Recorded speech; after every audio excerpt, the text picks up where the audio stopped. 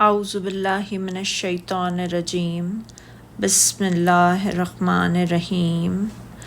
یا بنی اسرائیل اذکروا نعمتی التی انعمت علیکم وانی فضلتکم علی العالمین۔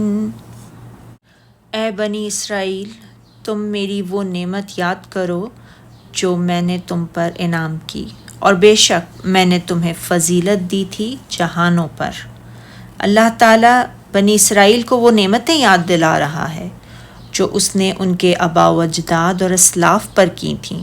کہ ان میں سے رسول بھیجے، ان پر اپنی کتابیں نازل فرمائیں اور انہیں ان کے زمانے کے تمام لوگوں پر فضیلت عطا فرمائی، جیسا ارشاد باری تعالیٰ ہے سورہ دخان میں۔ اور بلا شبہ ہم نے بنی اسرائیل کو جہان والوں سے علم کے بنا پر منتخب کیا تھا، اور فرمایا سورہ مائدہ میں، اور جب موسیٰ نے اپنی قوم سے کہا کہ اے میری قوم، تم پر اللہ نے جو احسان کیے ہیں ان کو یاد کرو، کہ اس نے تم پر پیغمبر پیدا کیے،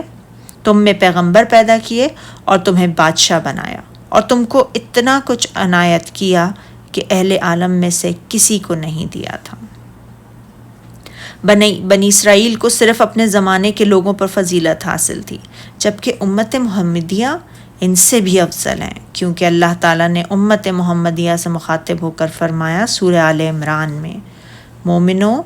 جتنی امتیں لوگوں میں پیدا ہوئیں تم ان سب سے بہترین امت ہو جو لوگوں کی اصلاح کے لیے پیدا کی گئی ہے۔ تم نیک کاموں کا حکم دیتے ہو اور برے کاموں سے روکتے ہو، تم اللہ پر ایمان رکھتے ہو، اور اگر اہل کتاب ایمان لے آتے ہیں تو ان کے حق میں بہت بہتر ہوتا۔ رسول اللہ صلی اللہ علیہ وسلم نے فرمایا، تم 70ویں امت ہو اور تم اللہ تعالیٰ کے نزدیک ان تمام امتوں کے مقابلے میں بہتر اور معزز ہو۔ صدق اللہ العظیم۔